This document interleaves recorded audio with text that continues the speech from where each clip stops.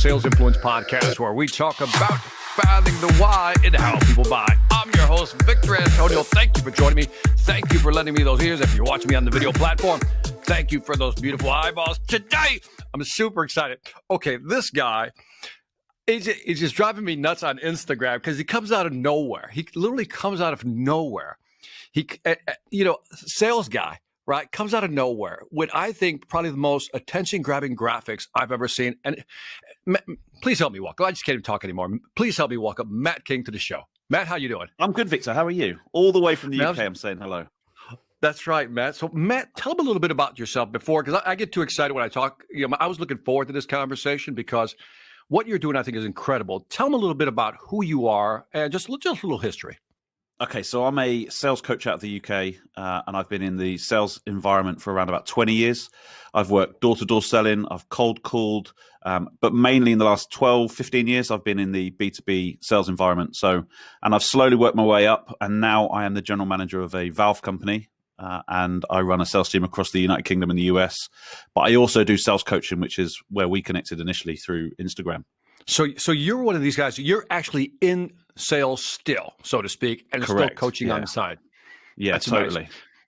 Yeah. So I mean, give us the basic. Here's how I got into sales. I mean, did you mean to get into sales, or were you accidental in getting in sales? No. So I'm former armed forces. So I left the army when I was 24 and didn't know what I wanted to do. I just bummed around. I was doing landscape gardening. I was doing electrician work. And then one member of my family said to me, you know what, you can just talk. You can talk. Come and work for me, and then see how it goes. And then I was 2 years in that company, moved from a ordinary consultant, moved up to senior consultant within 2 years, and then got headhunted, and slowly I've moved up the ladder. But it's learning those sales practices as you go at different stages. But yeah, I just fell straight into sales, and it's a natural thing, right? I didn't think that I'd ever think. When I left school, I didn't think, right, I'm going to go into sales. It's just a natural progression. And when you're able to talk to people and converse like we do, it's just natural. So were you always, because I mean, talking and having a conversation are two different things, right? Anybody can talk, but to have a, meaningful conversation, how did you know, what were some of the things that said, you know what, maybe I am good at this? Why do you think you're good at it? So I put it down to two things, really. So when I left school, let me put it into context. When I left school, I had really, really poor grades. I had, I don't know what the grade system is in the US, but a U in science. So I was completely unclassified in science. And now I'm in a science and technical field, which is crazy. Geography, history, failed, flunked. Maths, I turned up to the exam without a calculator, so completely flunked that. However, English and English speaking, top marks. I was able to stand up in front of a class and articulate what my point. I was able to hold a debate. My main skill is that I listen to people whilst they're talking, and I'm able to, and it's active listening, right? So I'm able to formulate what my response will be before they've finished their question or before they finish their speech, and I'm able to come up with a fluid answer. So that's the main key skill I find in sales, is that active listening. So, and it works perfectly on podcasts because you're listening right now and I can already tell that you're working out the next question, but it just flows, and that's the naturality. Some people struggle with that, right? Some people struggle with the fact that they have to talk and then pause and then ask the question and then think of their response. But you and I were able to think of that response whilst the other person's talking and then formulate a response and make it sound legible. Yeah, I mean, my problem is probably like yours. Is I got 3 or 4 questions forming at the same time as you're talking. I said, okay, should I go that way? Should I go this way? And it's the ability to create that flow with people. Would you agree with me that, the ability to ask those quality questions, I mean, those beyond the basic questions, those real good questions that make people go, huh. I like pushing people back on their heels a little bit with a tough question. That lets me know and lets them know that, hey, this is a meaningful conversation. Yeah, totally. And it's about, as I said before, my background is the armed forces. So I have this end goal in sight. I have this mission in sight. And when I get to that mission, that's when I know that I've succeeded. But all the way through the conversation, that's all I'm focused on is the mission. Yes, we might deviate on left to right on different paths, but ultimately we're going to get to the end goal and we're going to get to that mission. So it's about having that laser focus so that you understand, actually, I need to get from point A to point B in the shortest time possible. Yes, you want to talk about my school. Yes, you want to talk about my education. Yes, you want to talk about all of that stuff.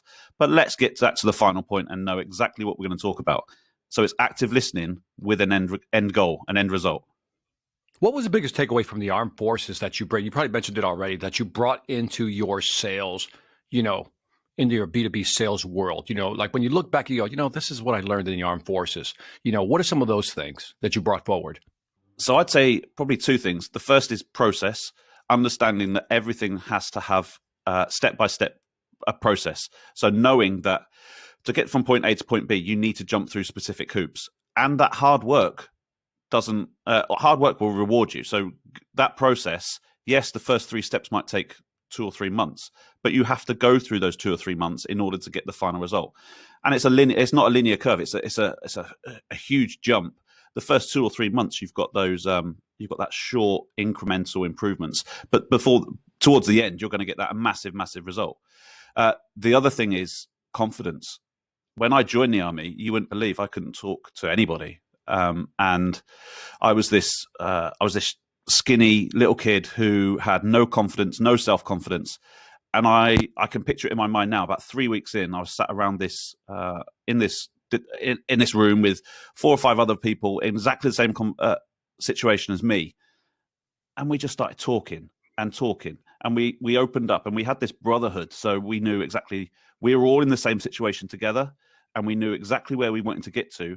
And from that moment on, I realized that if I build a team around me who have the same vision and the same culture, I will be able to get on with them and we'll be able to achieve great things. So when I build a sales team, I want people to come onto my team with the same ethos, the same culture. And when I then instill the mission, they're already bought into me and who I want them and where I want them to go. So it's easier. Man, that's like, yeah, that's like true leadership right there, what you just defined. You know what I mean? They buy into the ethos and the culture, that they understand the intent. I think that's what I always liked about the armed forces. There's always the intent. What is the intent? How we get there, we'll have to adjust the plan, but there's always the intent of what we want to do. And so do you think, like, right now when you're in the company you're working with right now, what are some of your big frustrations that you see in salespeople? Like, what are some of the things you like, just kind of just like, why can't they get this right? What do you keep seeing that a lot of salespeople do wrong that basically self-sabotage their success? There's 2 things that I see in this company that I'm in right now. The first is because I came to this company to set a cycle of improvements. The biggest hurdle they had to overcome was their mindset, because they were obsessed with the previous structure. This is how we've always done things. So adapting to change for salespeople should be a natural thing. It should be a thing where they're agile in the field. They're able to be adept when talking to clients. If they're constantly focused on, actually, this isn't the way we should be doing things because of structure, they're struggling with that. That was the main struggle that I came into the business. They were struggling with the fact that they had to adapt and change. The second thing is they don't want to do the hard work. And this is across the board for salespeople. They want success given to them on a plate. They want the fact that they want all that inbound leads. They don't want to pick up the phone and create opportunities for themselves.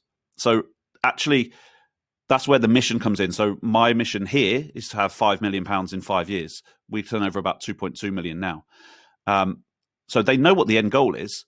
Now I need to implement the battle strategies in order to get to that final mission. And it's very military talk, but that's exactly what I do. I build the team around me in order to succeed in the mission. And then we have specific strategies in order to get from point A to point B in the quickest time possible. But we make sure we do it with the right people. But 100%, Victor, mindset is the biggest killer at the moment in terms of for salespeople. So let me push you a little hard. I'm going to push back a little hard. By the way, I'm with you 100%. But how do you shift somebody that doesn't, you adopted, how many salespeople do you currently have, by the way, working for you? So I've got about 7 across 2 continents. Okay. So you got 7 that you have to work with. Even remotely is even more difficult. How do you shift some of these people that when you came on board, just didn't want to do the work? You know what I mean? As you said, didn't want to put in the time, just like, come on, I'm doing it my way or I'm not going to do it at all type of thing. What did you do? Like from a tactical standpoint, what did you do? So the first 6 months, and I've talked about this previously, the first 6 months in any company that I go into, I call it the super nanny period. So I sit back and observe. and I watch what the salespeople are doing. So I sit, do you know the Super Nanny program where the woman goes in and she looks at the kids and she looks at the parents and says, and she sits in there for a day and she says, actually, you're doing this, this, and this wrong. So that's what I do. I sit and observe for at least 6 months. After those 6 months, I can see where the huge major wins are. But during those first 6 months, I will do what I want them to do. So I will act out those behaviors that I want them to do. So I'll start contacting clients. I'll start visiting their clients on a more regular basis. I'll start bringing in new business. So in those first 6 months, I've already started setting the behaviors that I want the salespeople to do. After that, it's about making sure that everybody's on board with where I want them to go. They already know the behaviors that I want them to set because I'm doing them myself. Then it's about slowly managing and getting those quick wins and getting the people, like, for example, one guy who I went out with within the first 6 months took his catalog out with him and would present from his catalog. So that's an easy, quick fix that I can make. Never present with your catalog. Go for the features and benefits. Go for how you're going to create value for that client. Never just sit there and go, this is our new product. This is our new valve. This is what the competition are doing. Never do that. So get away with the quick wins. Then it's about a culture shift. So slowly but surely, you need to ramp up the intensity. You need to push from, and I always use a football analogy in the UK, but I want my team to operate on a Premiership level. I want their speed. I want their agility to be on a Premiership level. The sales team I've got at the moment are probably on a League One or League Two basis, and they're not fast enough. They're not quick enough, and possibly the quality of the players aren't good enough. So we either transfer those players out and we bring in better players, or they improve to the level that I want them to improve at. So it's that old adage. Do you know FIFO? FIFO? And I'm not sure if first out, or fit first in, in, or first out. no, fit in or. Oh. I got it. I got it. I wanted to ask you, I love the fact that you talked about modeling the behavior, right, Matt? You talk about modeling the behavior. But, how do you create, how do you get people to start trusting you and be vulnerable in saying, Matt, I just don't know how to do this. I see you doing, I don't know how to do that. I mean, how do you create that environment where people feel comfortable saying, I don't know? Because before I joined this company, I didn't know valves. I knew sales. I didn't know valves.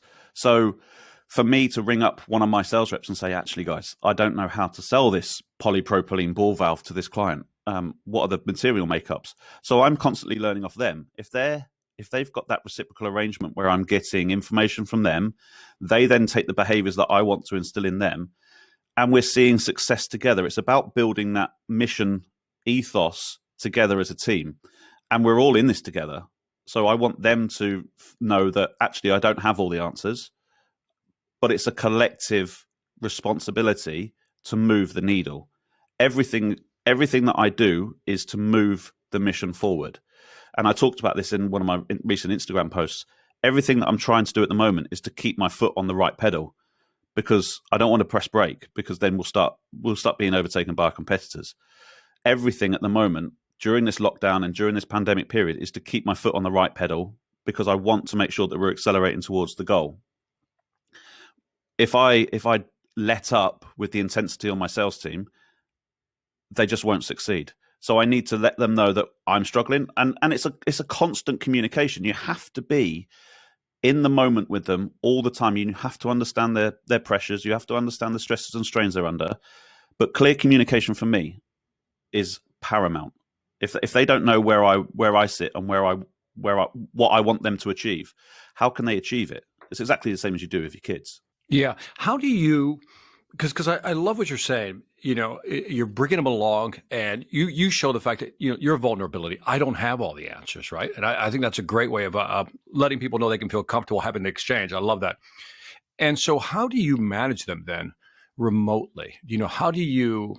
By the way, I should ask the question this way: is it more difficult to manage them remotely, and how has that been for you? It's been a killer, and I'll be honest. I don't just only manage the sales team, but I manage the entire company. So I manage the production team, I manage the HR team, I manage the finance team. In February, we had one of our company meetings, which I instilled in this company when I first joined. We had one of the company meetings, and the culture and the vibe that we had at that meeting was exactly where I wanted to get to. So it's taken 18 months to 2 years for people to start realizing that actually we should be customer focused and not inward focused. So again, it's that obsessed with structure thing. Everything that they did in this company was geared towards, oh, this is how we do it. This is the customer should just accept this, which was killing business. I got to a point in February where I was very, very happy with the culture. People were going out, like outside of work, they were socializing, which never happened before. Then lockdown hit. And honestly, we had lots of technical issues in terms of how to support our customers. So they couldn't get onto the system. We didn't have phones direct in. So all of that just eroded all of the culture that we had in the company because people just got frustrated, and then the blame culture set in because that's the norm, right? Everything that we had previously was, I'm going to blame the finance team because we're not getting this. I'm going to blame the technical team because we're not getting this. So that set in. Then the lockdown ended, and I brought everyone back into the office. And literally within 2 or 3 weeks, it wasn't back to where it was in February, but it was back to some sort of positive movement forward. But managing the sales team is extremely difficult because they can't get out and see their clients. So now we have weekly catch-ups. We have a weekly catch-up on a Monday, and a Monday is because we've got the full week then to attack where we need to be. But it's about maintaining that momentum, and that's a leader's job. You have to be front and center. The mission and the vision comes from me, but the momentum comes from them. So as soon as we hit the hill, which is the pandemic, the momentum should carry us through and should lead us over that hill into the next year, hopefully when the vaccine's out and we start building the business again. But we have to maintain that momentum. And when the momentum's not there, it's down to me to force that momentum and keep that motion going. Business is a moving beast. You have to continually keep moving. And the engine of the business is the sales team. You have to push the fuel into the sales team. Otherwise, you're not going to move the business forward. But it's massive. It's hard. It's hard. And you're like the second or third company I've talked to where they said, we got to bring people back. This whole remote thing is just not working. People are creating this panacea like, remote working. This is the future, blending. And I'm thinking for some companies that might be ideal, but maybe in your case, it's just not going to work. People need to be like together to collaborate, to talk. That those little things that happen around the water cooler during lunch, after hours, where you go get a pint. You know what I mean? These are the things that really make the sales engine go. And so I feel your pain on that. So that's got to be tough to do it remotely. Yeah, my leadership style is the arm around the shoulder. I want people to know that I'm there for them, and I want them to know that I empathize with their situation. You can't do that. I mean, 2 of my sales guys in the UK are 200-300 miles away from me. I can't just rock up to their front door and take them a pint of a bottle of wine, or I can't be there for them. So, and it's very difficult to do that in a virtual setting. It's great to be able to talk to them still and to be able to see them face to face. But I've got one sales guy at the moment who's going through an emotional turmoil. His mum's ill and all of this stuff. Normally, I would go and visit him. We'd go out for a meal. I'd let him vent and get all of this emotion off of his chest. But he just can't do that at the moment. And it's so difficult when that's your leadership style. If you've got a leadership style which is do this and do this and do this, then you could probably breeze through it. But no, that's not the way I do things. I want people to know that I connect with them. I love that, man. By the way, I'm with you. I think, I'm that type of person. I just need to talk to you, take you out for a beer, whatever it may be, just to talk to you. Let the person vent. You'll probably vent a little bit also, but there's that trust, that mutual conversation. I liked you before this, Matt. I think I'm liking you even more, man. So I liked you before this. I think I like you because, you're in it. You're in the thick of it, right? And now I just want to pivot to what you're doing online because that's how I found you. And, and you're going to tell me like, I'm going to describe it for the folks here, and then you're going to get into why you're doing it. So I found you on Instagram, and you were doing these like really creative graphics with slide panels, and they would teach something about selling, right? And it would tell a storyline, something you wanted to teach. And I was blown away by the quality of it. Second, I was really blown away over time by your consistency. You know what I mean? Yeah. And the third, you just kept upping the quality as you went through this. And I'm like, how does this guy have time to do this? And I now find out you're also running a sales team, pretty much running the business, and you're doing that. That's impressive. And I've got 4 kids. And you got 4 kids. I think I saw something you did it was like a little celebration that I guess your family was happy you were doing reels again for Instagram. Yeah. It was really great. It was really good. So it was really cool, man. So you got the family involved. So talk to me about you're running this business. I mean, you got your head in the ground already, just trying to get this stuff done, right? You're like, talk to me about this whole Instagram thing that you said, I'm going to conquer this hill.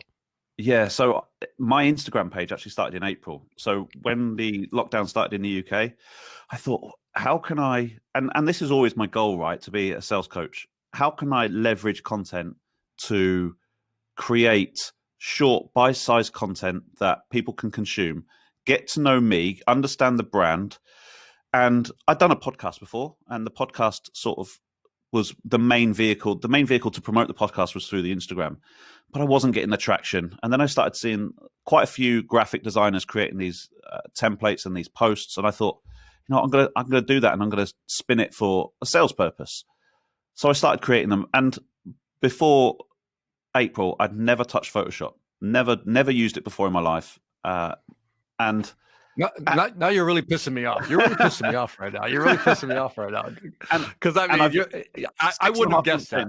Yeah, 6.5 months in, and honestly, I can honestly say now that I love creating these posts. They take me about an hour each time, but honestly, I love the creativity behind it. I love doing it. I love thinking of the new ideas, and I love how I can create this message. So I'm working on a post at the moment, which will go out probably tomorrow. Wait a minute. Yeah, I'm back up here. You're really making me mad. What do you mean it takes you only an hour to create? Yeah, it takes me back. Yeah, so they take. When I first started, so probably in April, my first carousel post took 6 hours. Okay, so hold on, Matt. So I want to explain this because, by the way, because I want you to go to Instagram right now. I don't care. Just pause this whole podcast, pause the video. Just go to Instagram, Matt King, right? At Matt King. At Sales Change. At Sales Change. Sorry, my bad. Yeah, which is the brand. At Sales Change. We'll get it right. At Sales Change. This is Matt King I'm talking to. Look at what I'm talking about, because you'll really appreciate this conversation going forward now when you really see what he's doing. So you learned Photoshop just recently. It takes you an hour to do these things, which that blows me away, because at first I thought, when I saw them, I thought somebody else was doing them. And what's really kind of blowing me away is that you got a full-time job managing salespeople and a company. You learned Photoshop. I mean, you've just taken every excuse people have for not doing something, online to really attract attention. So I don't know. I don't even know where to go with that. I have this problem, Victor, that my next goal is to write a book next year. And I know you've got a couple of your books behind you there, but when I set myself a target, I have to fulfill on that target. And I'm not happy unless the quality is like up there. So my podcast, I started my podcast and I went to the top 15 podcasts in the UK. Tick that box. Now I wanted to start this Instagram page. I'm not going to be happy until I surpass your numbers. I'm not going to be happy. That'll be in a couple of weeks or something. I mean, I got like 8,000 something. I don't know. Yeah, you're going to shoot right by me and just kind of look at me in your rearview mirror. But and your goal is to hit, because you're going for 10,000, 10,000 right, followers. Yeah, and then I want to write a book. So I'm not going to be happy until my book is published. And then I'm 40 on Saturday. So I'm only 39 now. So I'm 40 on Saturday. And already in my head, I've set a goal for myself. Do you know the UK very well? Do you know we've got a small island to the very south of the UK called the Isle of Wight? I want to swim around the Isle of Wight. Only 4 people in history have swum around the Isle of Wight because it's 60 miles all the way around. I want to do that before I'm 45. So I commit to, on this podcast, that I am going to swim around the Isle of Wight before I'm 45. But I also want to document that. Really noted. I want to document that on YouTube. I want to have, because I'm not the fittest of guy. If I stood up and showed everybody on your podcast, I'm not like ripped and six pack and I can swim. I'm not a fish, but I want to show that through hard work you can achieve anything. And honestly, that's all I've done is applied myself to learn Photoshop, and 95% of everything I've learned has come from YouTube. So I love it. I love it. What I love about what you're doing with the the Instagram page, and not to beat on that, because you're much more than that, obviously. But what I love about it is, one, you're very free with your content and the quality of the content, right? The material you put in there. The creativity is just like off the chain in my book. I think I've seen people try to copy you, your carousels, they try to copy it. It's just like, I don't know. It's funny because now I look at them and I compare them against yours, and they just don't, they're found that. wanting. Yeah. They're found greatly wanting, and they try to copy the whole, kind of look, color, style, the whole thing. And I'm like, I don't know why, but there's something about this one that doesn't work. And I've seen several other people do it now, but nobody's done it with the consistency you have done it with. And so, but what prompted you? I mean, you're running this business, you're busy, you're doing all these things. And you say you had a podcast, you're not getting the traction you wanted. But why Instagram? And then why this? Like, I mean, what's the purpose behind the purpose, if I can say it that way? Yeah. So I don't want to, in 5 years' time, I don't want to be working for somebody else. I want to work for myself. So all of these channels, the podcast, the book, the Instagram, the social media, my LinkedIn, all of that is building the brand so that in 5 years' time, and I hope I can do it in less than 5 years, but in let's say 5 years' time, I want to monetize myself. I'm the brand. I want people to understand that all of this is not, I've not just turned up. You think I've just turned up overnight, but I've worked in business to business for 15 years. But it's now that I'm stepping out of the shadows and saying, actually, look what I can do. This is what I do. This is how I manage sales teams. This is how I create growth. So when I'm then looking to be hired by somebody as a director of a company, or I want to work in a consulting area, people can look back and go, actually, this guy knows what he's talking about. He's got all of this content. He's interviewed over 100 business leaders and shared his thoughts. He's got all of this social content where he shared all of that stuff. I know what I'm talking about, but I just need to have that social proof. So it is just social proof, Victor. It's about building the brand. Well, I love that. I mean, one, I love the fact that, you're like me. I came from the corporate world all the way through and then got into this, the speaking business. So I don't have a hard time talking to people about business, right? And my background is engineering, so I really don't have a hard time talking. So I love when I meet people who actually can, walk the talk. Because, you and I know, wink, wink, nudge, nudge, there's a lot of trainers out there, sales speakers that have never put in the time, have never really built a business, probably read a book and they started talking about the book. And so I love the fact that you have that background. And I really respect the fact that you got that 5-year plan, say, you know what, I want to do my own thing, or as I call it, my own thing, right? And so I love that. I mean, and so you're not even holding back on that. Most people would be like, well, I'm just considering different options. I'm just putting it out there for now. But you're like, no, I want to work for myself in 5 years, build my own brand, because I'm like you don't want to be dependent on other people. So is that, Totally. is that part of the mantra? And, was your wife very supportive of this? What does she think of all this? Let's bring her into the conversation.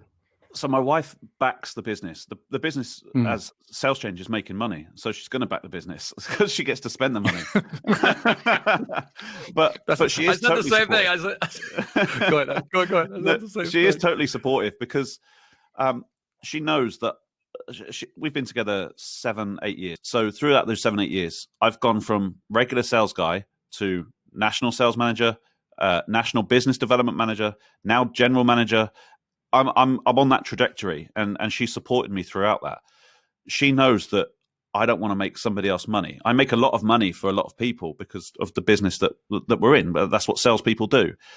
I want to make myself a lot of money, and I want to share that. So my attachment to the end goal is an emotional one, because I want us to have our own house where I have my own office so that I'm around for the kids more. But I also want to do something that I'm truly passionate about. I've done this now for 6-7 years.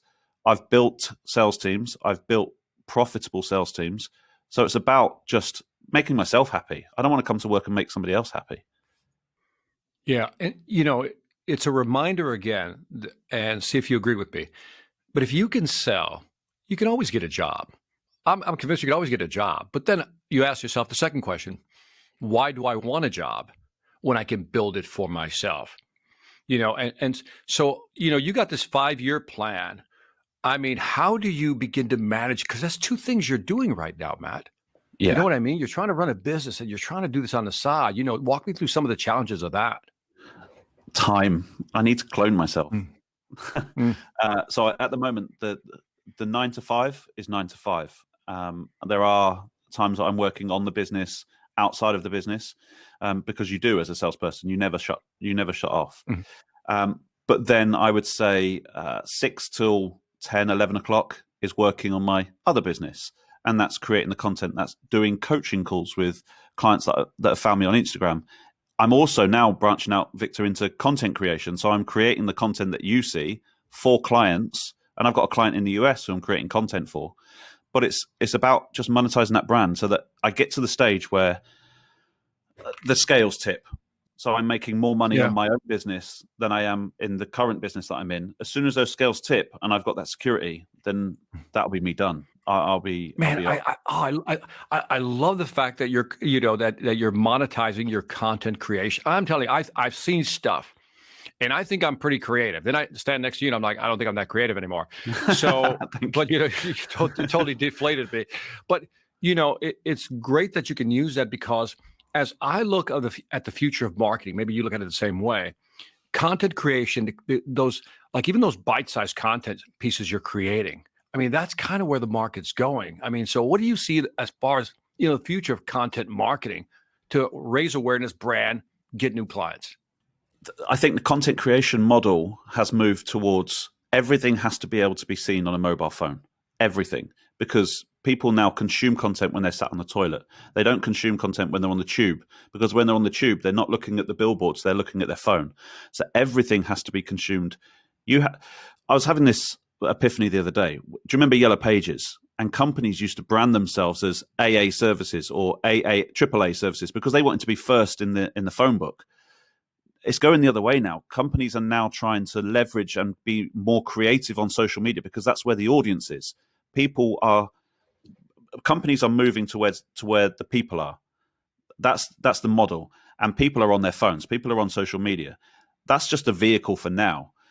There's lots of talk, and I'm sure you've heard it, that everything is going towards voice and voice actor. So Alexa, can you do this? Or Siri, can you do that? And that is the future.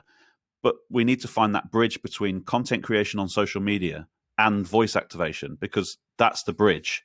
And that's the bridge that's missing at the moment. There's two distinct hills, but there's nothing in between. Content creation is where the money is at the moment, and it's where, honestly, it's untapped. We saw it with if you have a look at the radio sphere and then you look at newspapers, there was two huge media empires. The next media empire is now social and content creation, and we're only at the bottom of this hill at the moment. Honestly, I think content creation will go way up, and I think as a company, I mean, for the Valve company that I work for now, we're doubling down on social content, and we're going to launch proper social stuff for January. Every single company needs to do that, and they need to be innovative. I mean, we released a video last year for the Valve company, which is me in a one-shot video for 2.5 minutes walking around the factory. But it's got funny things happening behind me. It's in the Dollar Shave Club style video where you've got stuff happening and you're walking and talking. But that's what you need to be. You need to stand out from the crowd. That you're trying to create a clear voice in a world full of noise. That's basically what you're doing. So that's what I'm trying to do with my content. Yeah, that's basic engineering, right? Signal to noise ratio. You want to amplify the actual signal.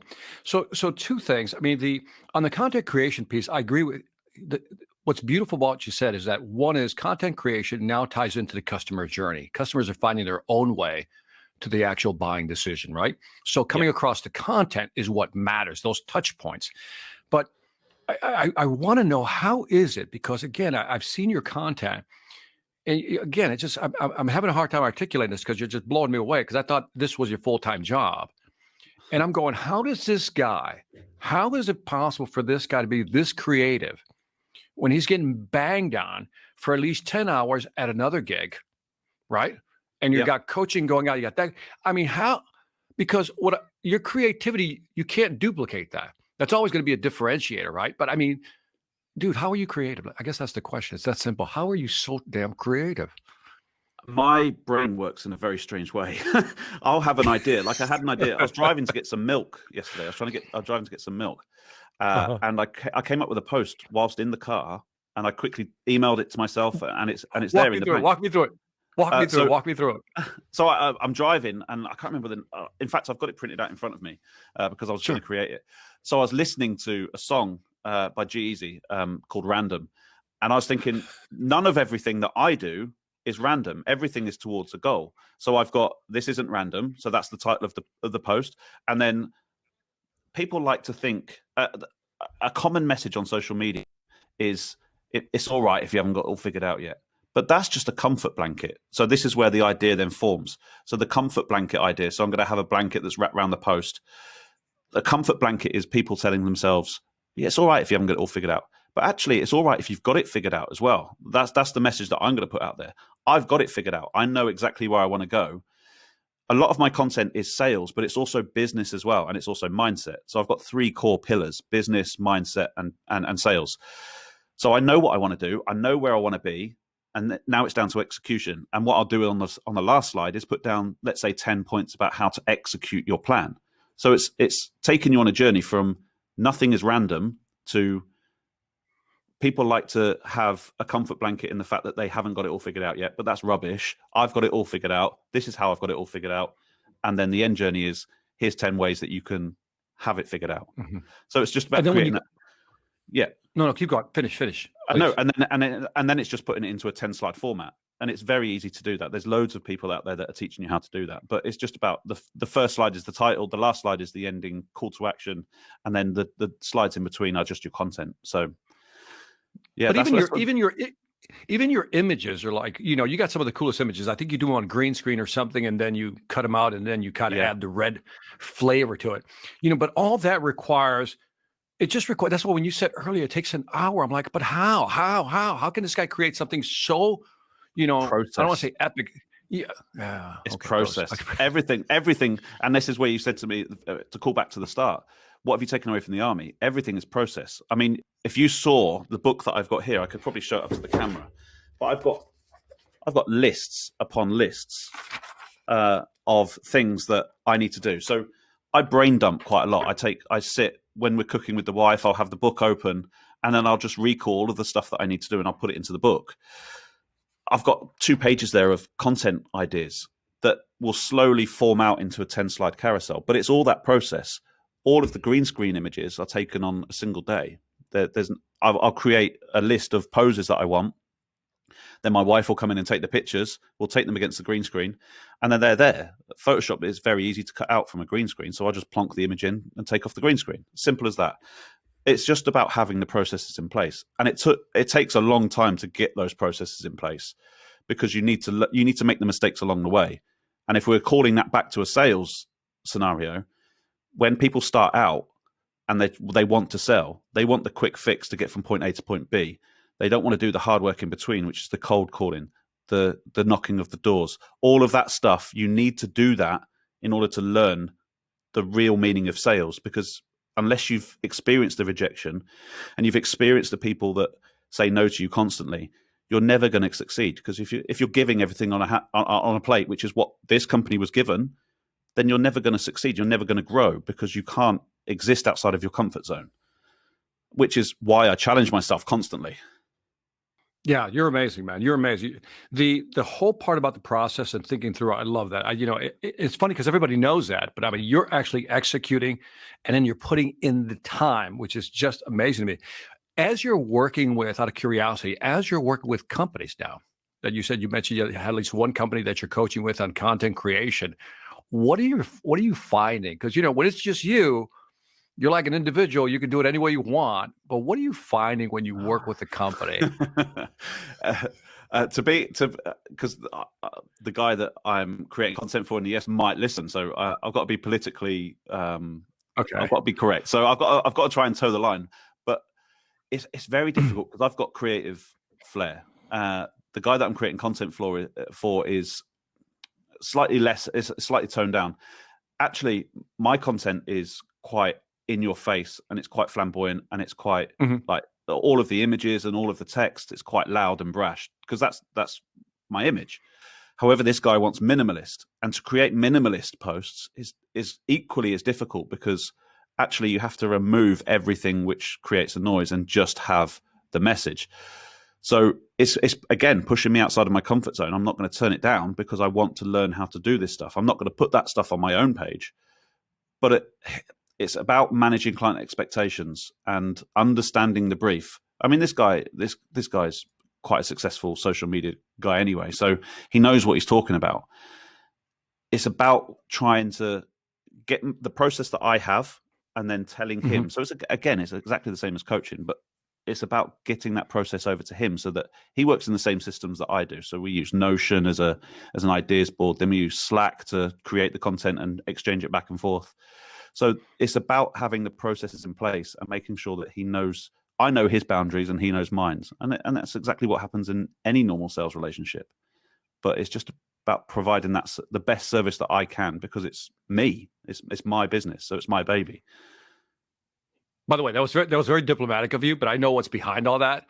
Like, damn it, Victor, here's what I want him to do. I just want him to do this because this is going to get the attention of what. But he won't listen, Victor. He just won't listen. See, I said it for you. Maybe that's not it. I'm not saying that's it. That's just my interpretation. I said, look, you hired me to be creative.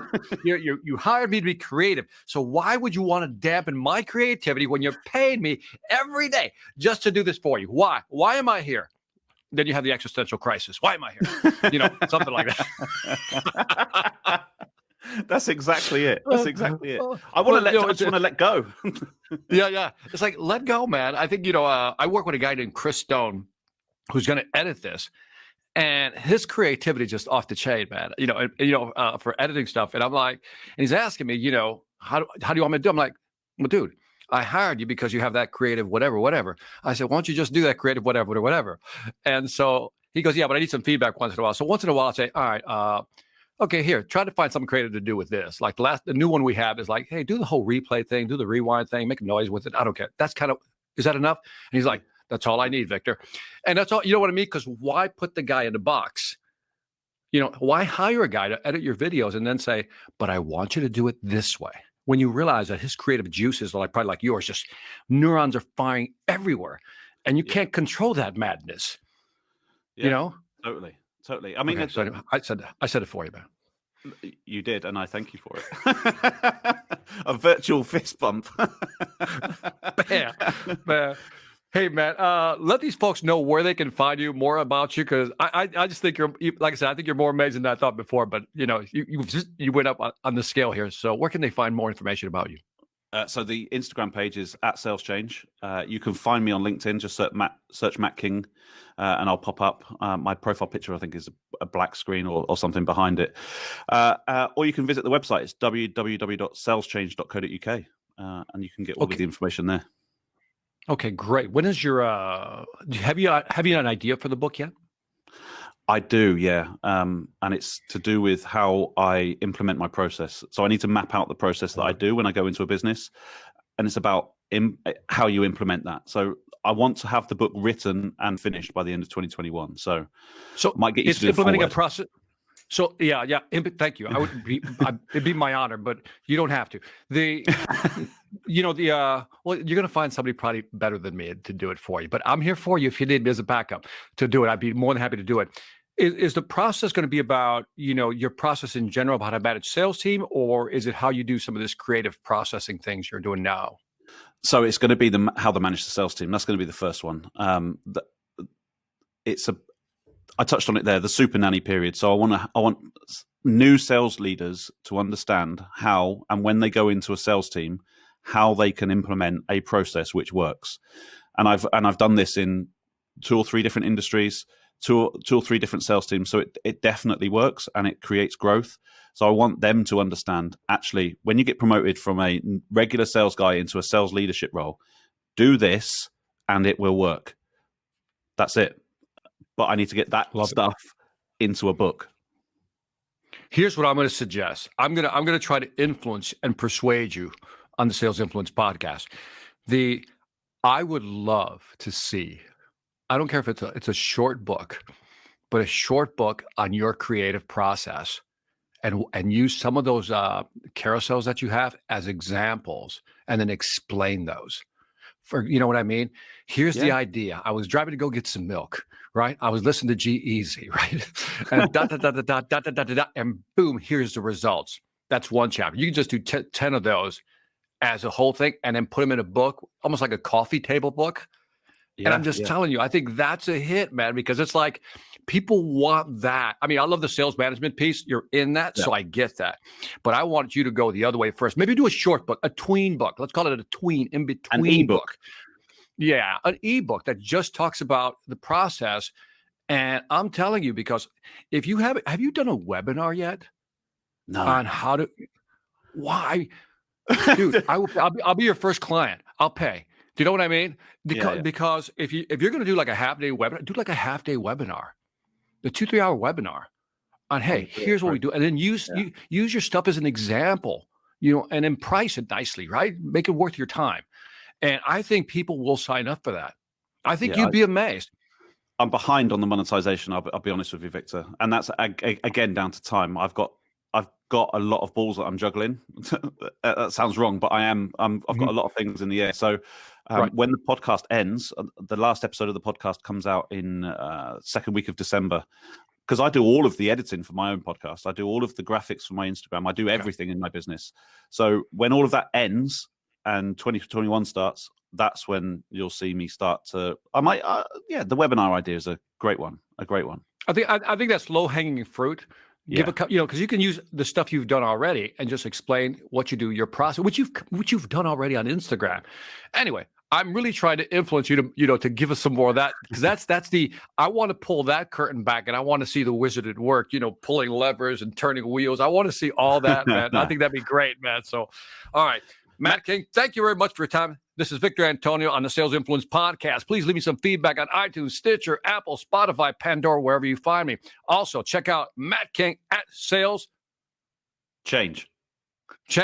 I want to make sure. I was going to say Exchange at Sales Change. And after you do that, go to salesvelocityacademy.com, where we have courses to help you sell more faster. And on that note, this is Victor Antonio, always reminding you, selling ain't hard when you know how. Take care.